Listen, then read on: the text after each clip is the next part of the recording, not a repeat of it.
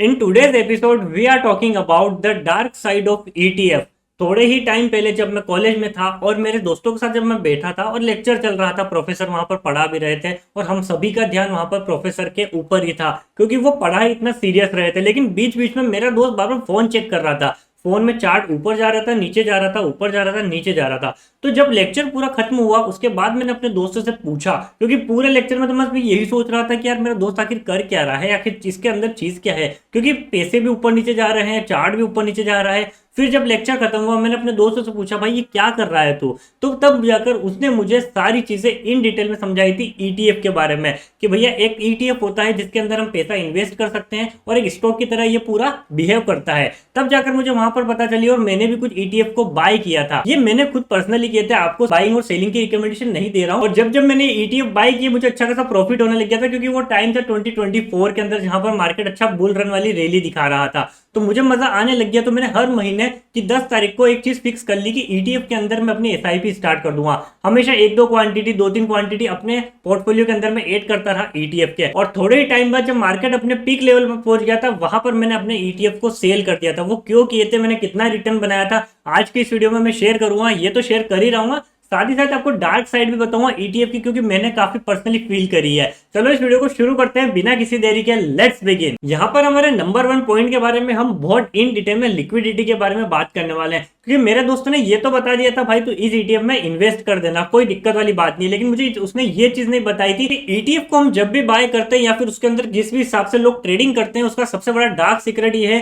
कि कुछ ईटीएफ ऐसे होते हैं जिनको लोग नहीं पूछते हैं, ऐसे डेली बेसिस पर नहीं पूछा जाता है। जैसे कि अभी करंट एग्जांपल में आप रिलायंस के स्टॉक को देखोगे तो वहां पर लिक्विडिटी बहुत ज्यादा बढ़ती जा रही है। सबसे रिलायंस इंडस्ट्री का Q4 का रिजल्ट आया है, वहीं से उसके स्टॉक की लिक्विडिटी इतनी ज्यादा बढ़ गई है। अगर आप कंपेयर करोगे ईटीएफ के अंदर की लिक्विडिटी को तो वो बिल्कुल भी नहीं बढ़ती है। ईटीएफ कुछ कुछ टाइम पर ही जब वहां पर बातचीत चलती है मार्केट के अंदर कि भैया ईटीएफ खरीदना चाहिए तो वहां पर लिक्विडिटी बढ़ जाती है। लेकिन काफी सारे दिन कुछ ऐसा चलता है ईटीएफ के अंदर जो वहां पर फ्लैट प्राइस चल रहा है वहीं पर ईटीएफ घूमता ज्यादा रहता है। तो अगर आप ये एक्सपेक्ट कर रहे हो कि लिक्विडिटी हमको बहुत ज्यादा मिलने वाली है ईटीएफ के अंदर, तो शायद आप गलत सोच रहे हो। आपको सिर्फ पैसा इन्वेस्ट करके भूल जाने वाली इन्वेस्टमेंट होती है ईटीएफ, क्योंकि आप डेली बेसिस पर अगर इसके अंदर ट्रेड करोगे तो आप बिल्कुल नहीं कर पाओगे। 10-20 पैसे का ऊपर नीचे होता है या फिर एकदम 5-10 रुपए का ऊपर नीचे हो जाता है। कुछ इस तरीके से ईटीएफ वर्क करता है। यहाँ पर ईटीएफ के अंदर एक गेम और निकल कर आता है डिमांड और सप्लाई का, क्योंकि अगर 79 रुपीज वाले सप्लायर्स वहां पर सेल करेंगे तभी वहां पर जाकर जो डिमांड बनेगी, जो लोग खरीदने वाले बैठे हैं, बायर्स बैठे हैं, वहां पर खरीद कर इसके प्राइस को ऊपर नीचे ले जाएंगे। जैसा कि हम नॉर्मली स्टॉक्स के अंदर देखते हैं वॉल्यूम कितना ज्यादा रहता है, लेकिन ईटीएफ के अंदर इतना ज्यादा नहीं रहता है, तो आप डेली के बेसिस पर ट्रेड नहीं कर सकते हो। बाकी अगर आपको स्टॉक मार्केट के अंदर डिमांड और सप्लाई का गेम बहुत अच्छे से समझना है तो मुझे कमेंट सेक्शन में जरूर बता देना, इसके ऊपर एक डिटेल वाइज वीडियो बनाकर मैं आपको समझा सकता हूँ। बाकी अब चलो पॉइंट नंबर 2 पर बढ़ते हैं, हाउ ईटीएफ वर्क, किस तरीके से वर्क करते हैं, ईटीएफ होते क्या है। नॉर्मली बेसिकली सिंपल से समझ लेते हैं हम।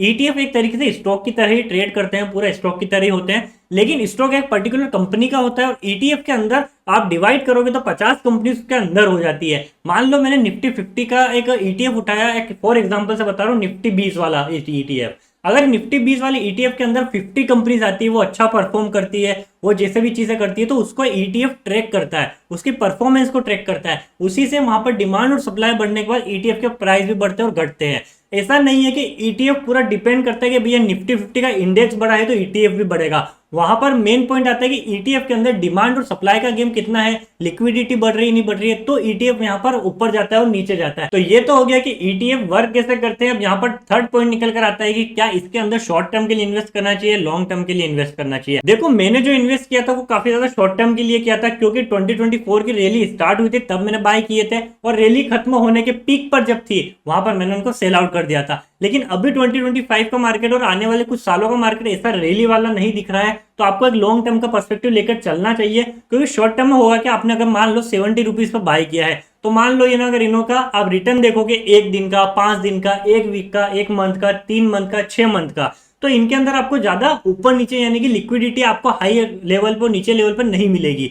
तो इसका सिंपल सा मीनिंग यहाँ पर यह निकलता है कि आपको शॉर्ट टर्म के लिए अगर इन्वेस्ट करना है तो जब रैली के आसपास हो तभी आप इन्वेस्ट कर सकते हो। बाकी अगर अब आपको जैसे आने वाला टाइम कुछ दिख रहा है तो आपको लॉन्ग टर्म का पर्सपेक्टिव लेके चलना पड़ेगा 3 ईयर्स से 5 ईयर्स के बीच में, तभी आपको यहाँ पर 20 के अंदर यानी कि जितने भी ईटीएफ है उनके अंदर आपको अच्छी खासी ग्रोथ देखने को मिल सकती है। तो ये जो ड्रॉबैक्स थे ये मुझे जब मैं इन्वेस्ट कर रहा था तब मुझे नहीं पता थे, बस मेरे दोस्त ने बोल दिया था भाई ले ले, तो मैंने ले लिया था। वैसा ऐसा नहीं है कि मैंने इसमें अंदर नुकसान किया था। मैं अपनी अगर अर्निंग्स बताऊं अगर ईटीएफ से, तो मैंने काफी अच्छा खासा, जिस हिसाब से मेरी क्वांटिटी उस हिसाब से काफी अच्छा खासा पैसा कमा लिया था। अगर क्वांटिटी अच्छी होती तो मैं ईटीएफ में अच्छा पैसा बना लेता। आई होप आपको ये वीडियो पसंद आई होगी, तो मुझे कमेंट सेक्शन में जरूर बताना, दोस्तों के साथ शेयर कर देना, शायद उनको भी नहीं पता होगा इतने सारी चीजों के बारे में, ईटीएफ के बारे में।